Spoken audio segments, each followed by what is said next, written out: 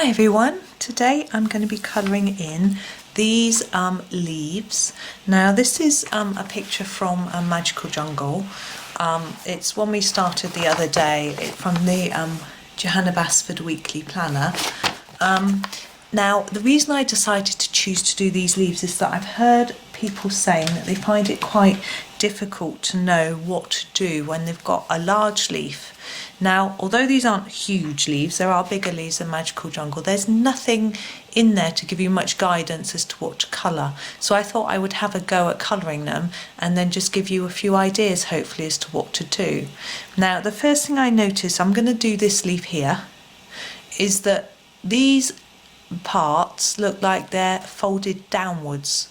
So I think they will be in shadow, so I think they will be darker, and this bit in the middle would be lighter, where it would be catching the light. So I've taken, we're using no we're not, we're using Staedtler Ergosofts, and I've taken 38, which is the darkest green. And I'm going to start doing a little bit of colour at the end of each of these leaves.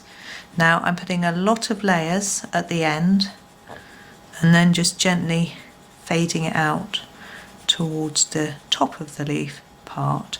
I'm going to go almost all the way to where it joins the main part. Just then it's easy for me to see that I do the same amount on each one. So I'm going to work through each of these little bits, putting a lot more layers down here at the bottom, and then reducing them as we go up towards the top. Now you could add more layers of different colours into these leaf bits, but I'm just trying to make it easy to work out where to add in the new colour. So I'm just going through this way. I was having a look through this planner. Obviously I have looked through it when I did my flip through and when I got it as well. But yesterday I was having another look through it to see what other pictures are coming up.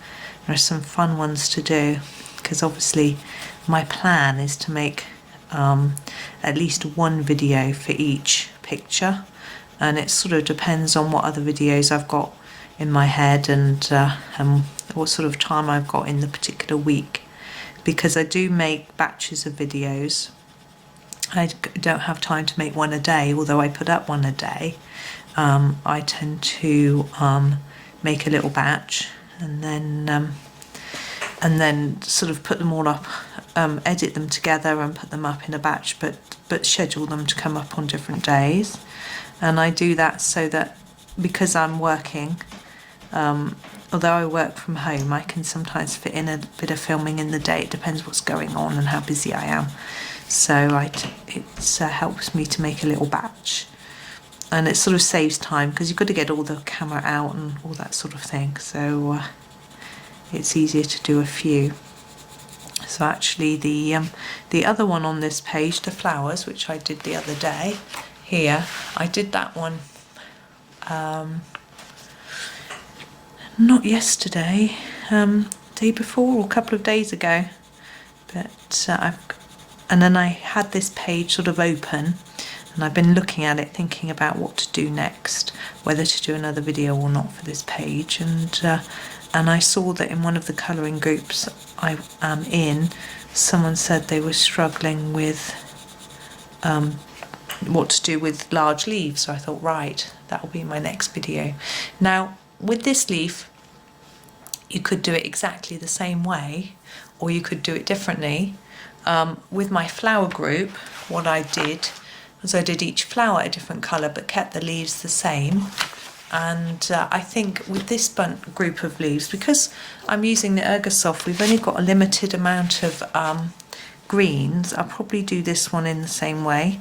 So I think I might just do it at the same time. And then you can have a go yourself perhaps, or do a similar page. But obviously you can use this technique for any sort of leaf or even flowers. You don't have to do this precise picture, or you could do it but use different colours. So that's another idea. But I find the Staedtler's got a really nice amount of greens, considering there's only 36 in the tin that I've got. They do only do 36 in the Ergosoft. They've got 1, 2, 3, 4, 5, 7 greens, which is really good. So I find a lot of coloured pencils, they have a lot of greys and yellows. Both the Prisma and the Polychromos, they seem to have an awful lot. And I don't tend to use lots and lots of different shades of grey and yellow. Now I'm thinking about the stem here, and I'm going to go in quite dark here and just a bit less here, and I'm not sure whether I'll take it dark up there or make that the colour there. Not sure yet. So that's that colour, and I'm going to take the next colour down in my tin, which is number 5. So if you're not using Staedtler colours, you can do the same thing. Start with your darkest green and then pick your next lightest. I've just realised that the ends of these, sorry, I've gone back to the 38 because the ends of these really aren't dark enough for my liking. I was chattering away, not noticing what I was doing. They're not going to look significantly dark. Now you notice I'm not doing one leaf and then the other. I'm doing them together, and this is a technique I've talked about before, where if you're trying to make something look the same as something else, it's much better to colour them at the same time rather than doing one then the next one. I have done that sometimes where I've done one item, sort of experimented with colour, thought about where I'm going with it. I'm also going to darken this as well a bit first, and then I've done all the rest. But normally I find it's better to do them alongside each other. Okay, now we're going to go in with number 5. So I'm going to start fairly low down on this one and press quite hard, and then reduce how much I'm pressing, but I'm going to take it beyond where we coloured before. The same here, so I'm going to start low down and press quite hard. Now remember that you can keep adding more layers of colour. This paper, although it's the journal so it isn't quite as good as the main books, it can take layers of colour. So as long as you're not pushing down really hard into the paper, if you feel that this now needs some darker green, you can go back over it with your darker one and it'll work fine. It's not very nice blend line. So I'm just moving along from leaf to leaf.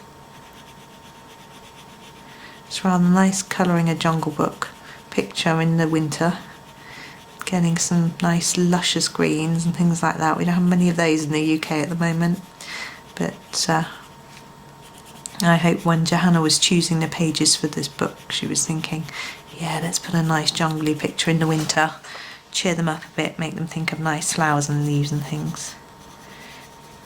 So I'm going more over this bit and just lightly up to here.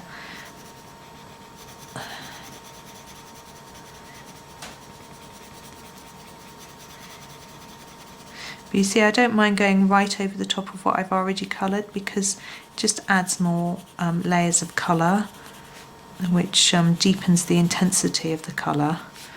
Often when I first started, I used to just do one layer of colour on one bit, and then I used to look at other people's work and think, how do they get such intense bright colours?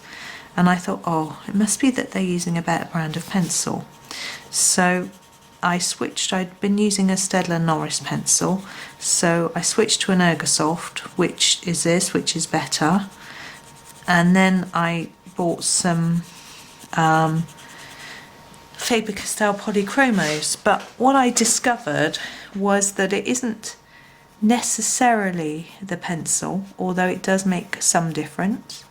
There's a lot to be said for your techniques as well, and it's quite amazing if you see someone who's really amazing at colouring, they can use the cheapest brand of pencil and come up with the most amazing pictures. Now there are, I would definitely say avoid using like kids pencils, like the really cheap ones, like, you know, they might give some away at a restaurant or something like that, because those you can press and press really hard, make a hole in the paper and still not get much colour out of them.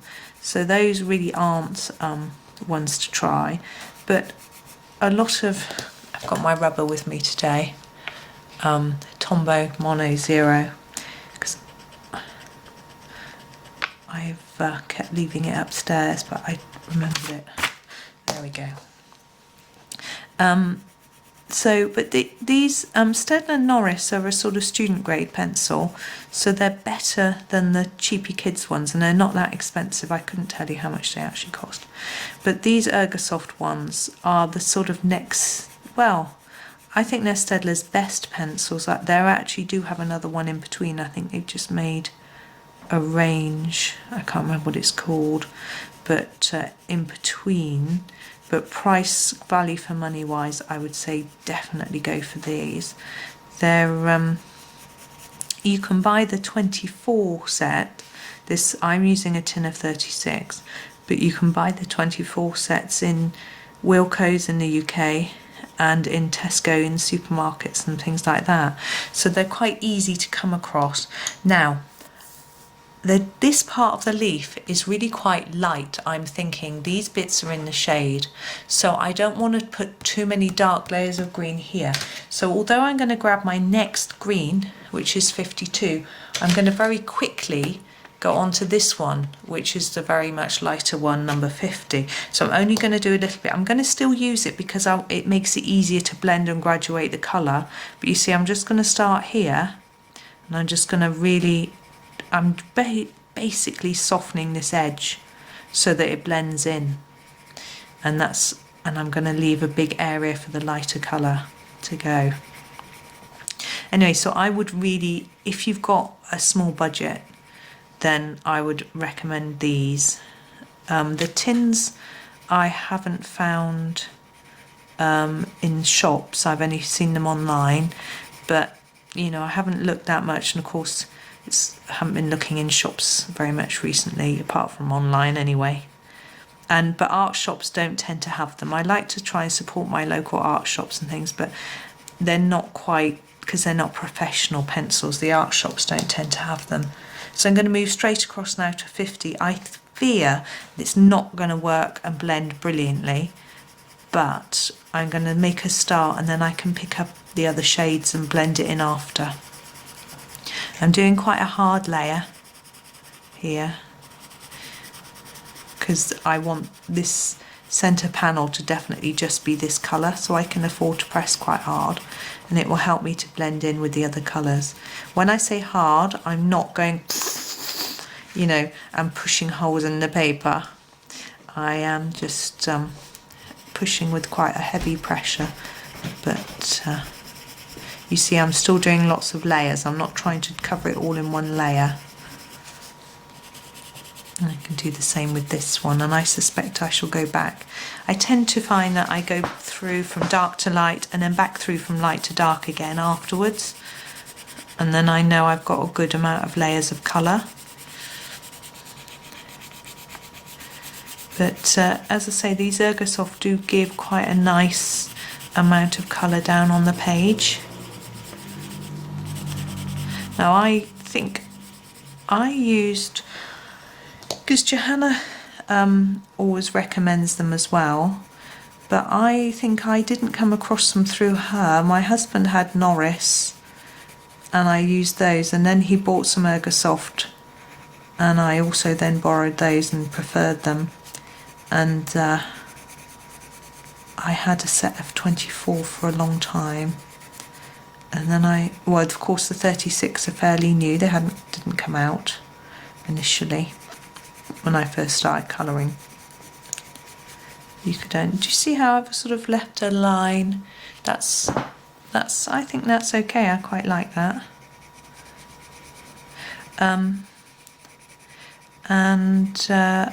So then I started buying some polychromos. I was really torn as to what to buy for a sort of expensive professional type set. I'd seen all these artists doing fantastic work with Prismacolors and polychromos, and sort of thought, if I buy a really expensive set of pencils, I'll be able to colour just like them. Unfortunately, it doesn't work like that. Yes, more expensive pencils can help you, but you've still got to practice and understand the techniques to use and things like that, which takes time. And I've been colouring since 2013, having not really done any art since I was at school. And when I was at school, I was not good at art. I think I had 2 pictures on the art room wall in the whole time I did art, which in my secondary school, which would have been from first year till third year. I guess it's 3 years. And one was a picture of a shoe. We had to draw our own shoe, and I actually found that quite easy, to be honest. And I think it is because I could just observe and draw, because I can't use my imagination. I can't see pictures in my head at all. So trying to draw something from memory was very hard. This is number 5. So unless I was copying something that was actually in front of me, I really struggled. And it was just a pencil. We used a graphite HB pencil, and we had to shade it. And it was a revelation. I really enjoyed shading, and obviously that is something that I've then took into colouring and really enjoyed too. So that was one. The other one was a pastel picture, interestingly. We just, rather than using pastels like I do now, where I scrape it and apply it to the page with cotton wool, we were just picking them up in our hands, making a right mess, and drawing with them, and then smudging them with our fingers, which was great fun. And we had a squashed tin can, which again we had to put all the shading in, the reflections and things, and mine went on the wall. So that was another one. Number 38. I'm just going to go back over these ends again and try and bring in some dark, more dark into these. And that was quite interesting, that those particular ones, which had a lot of shading in, were the ones that I was good at. Ones that where I had to come up with an idea in my head of something to draw or paint, or where I was given a subject that I had to do but no reference picture, nothing to copy. I just could not cope with doing that at all. So that was interesting. I remember my art teacher laughing at one of my exam pieces because it was awful. But it was awful, not that teacher should be laughing, but we had to draw a person from our imagination kneeling in a field, in a cornfield or something.